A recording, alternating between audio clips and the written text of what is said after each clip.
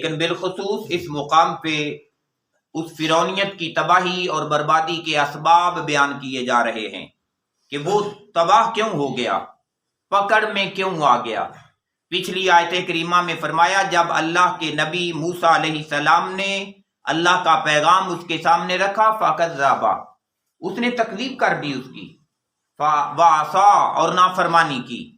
اس مقام پہ میرے اللہ نے حکم ارشاد فرمایا کہ اللہ کا پیغام سننے کے بعد ثم، پھر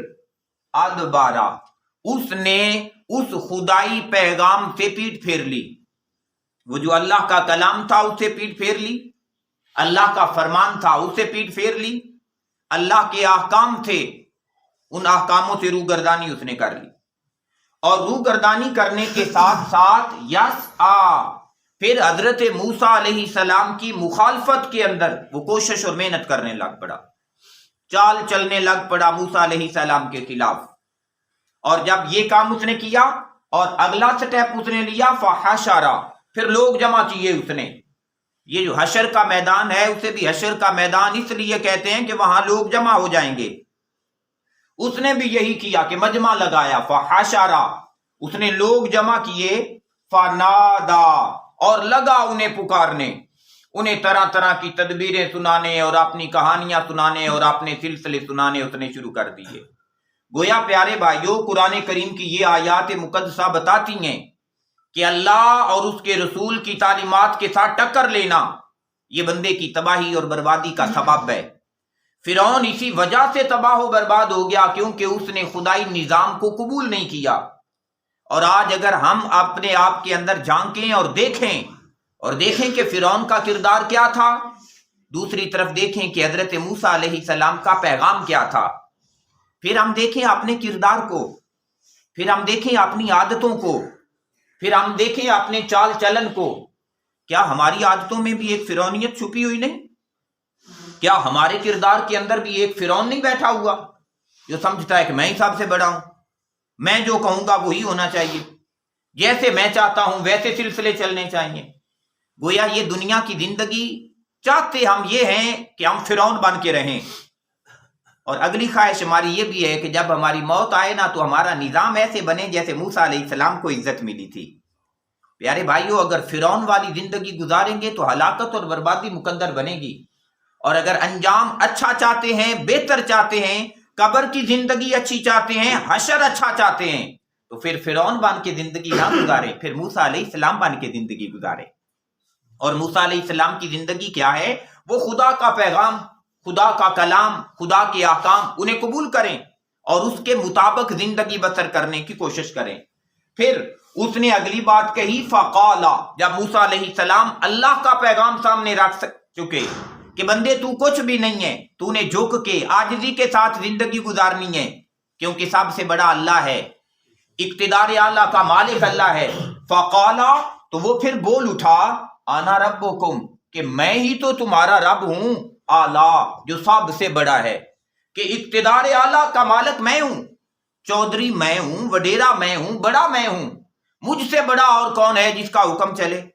یہ بات اس نے کہی۔ مفسرین کرام نے بالاتفاق یہ لکھا کہ اس کا یہ مطلب قطعاً نہیں تھا جو اس نے کہا نا کہ میں تمہارا سب سے بڑا رب ہوں، اس کا یہ مطلب نہیں تھا کہ اس نے کہا تھا کہ آسمان میں نے بنائے ہیں، یہ نہیں مطلب تھا اس کا، اور یہ بھی مطلب نہیں تھا کہ لوگوں میں نے تمہیں پیدا کیا ہے، کیونکہ اس کے مجمع میں بڑے ایسے بابے بھی موجود تھے جنہوں نے فرعون کو پیدا ہوا دیکھا تھا کہ یہ خود پیدا ہوا ہے، اس نے دوسروں کو کیا پیدا کرنا ہے۔ وہ اس بات کا قائل بھی نہیں تھا، بس ایک ہی بات کا قائل تھا کہ بس چودھری میں ہوں، حکم میرا چلے گا، لیڈر میں ہوں، سردار میں ہوں، میرے اوپر کسی کا حکم نہیں ہے، میرے سے اوپر اور کوئی بھی نہیں ہے۔ اور آج ہماری زندگیوں میں بھی کچھ ایسے ہی سلسلے ہیں، ہم سمجھتے ہیں کہ نہیں بھائی جو میں نے بات کر دی تو کسی کی جرت کہ اس کی بات کے خلاف کرے۔ تو گویا اگر یہ رویہ پیدا ہو رہا ہے تو یاد رکھیے گا یہ فرعونیت والا رویہ ہے، اور جو فرعونیت ہے آخر ایک دن اس کا انجام بہت برا ہونے والا ہے۔ تو اس نے کہا کہ میں تمہارا سب سے بڑا رب ہوں۔ جب اس نے یہ بات کہی تو پھر میرے اللہ نے ارشاد فرمایا فَأَخَذَهُ اللَّهُ، پھر پکڑ لیا اس کو اللہ نے، اللہ تبارک و تعالیٰ نے اپنی پکڑ سخت کی اس کے لیے، نَكَالَ الْآخِرَةِ اور یہ پکڑ اس کے لیے آخرت میں بھی والاولا، اور اس دنیا میں بھی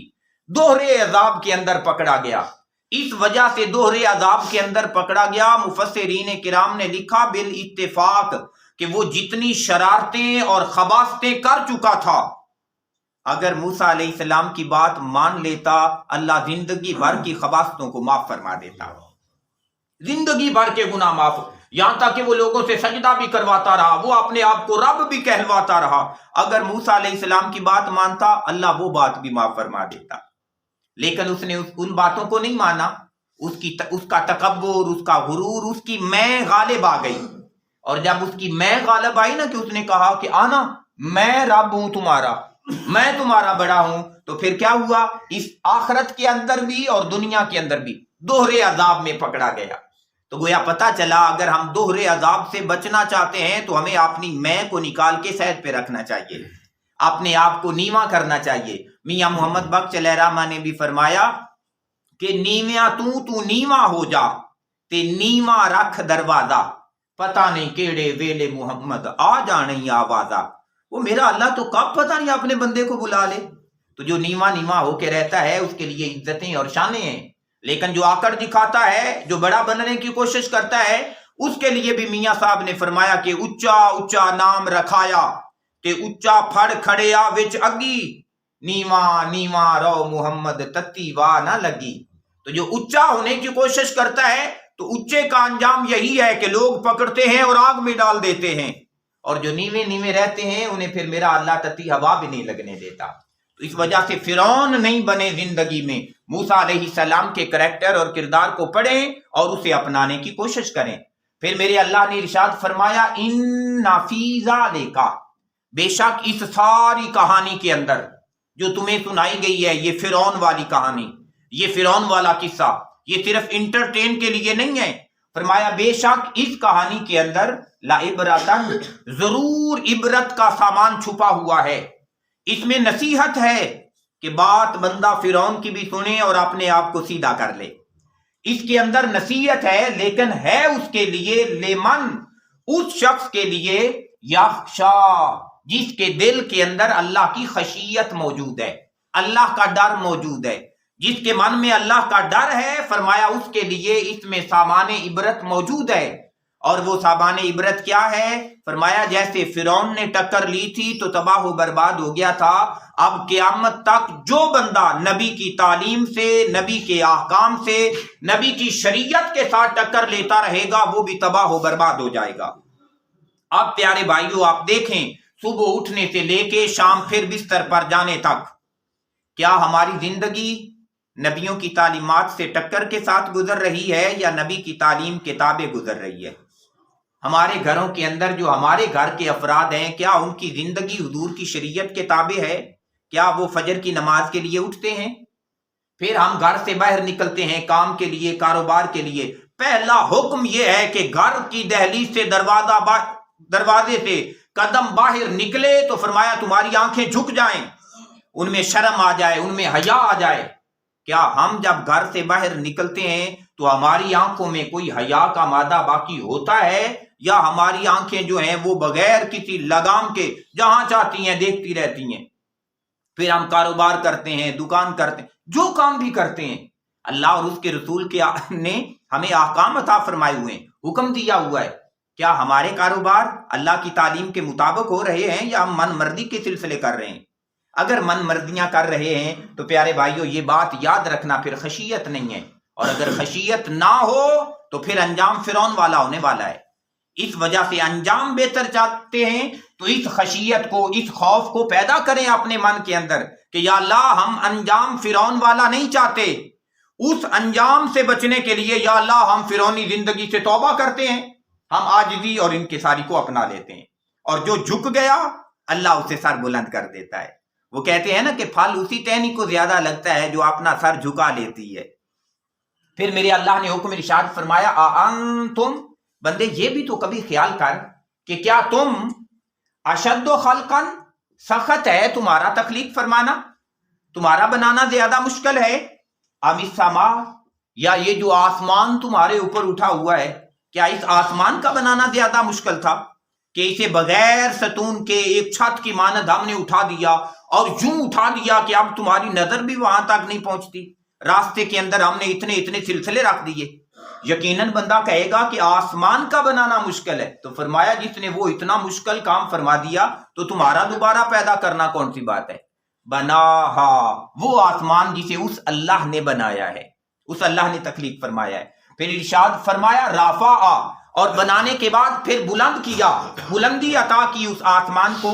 سمکہا، اسے چھت کی مانند، اس کے چھت کو بلند کر دیا، اور بلند کرنے کے ساتھ ساتھ فسواہا،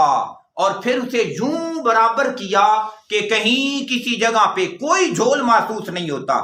دور دیکھنے سے لگتا ہے کہ شاید زمین آسمان کے ساتھ مل گئی ہوئی ہے،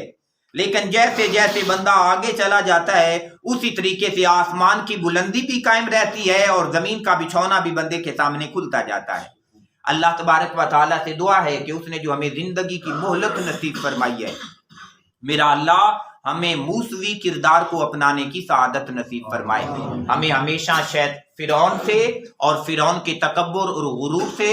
اور اس کی ہٹ درمیوں سے ہمیشہ محفوظ فرمائے۔ اللہم صلی علی سیدنا مولانا محمد، اللہم صلی علی سیدنا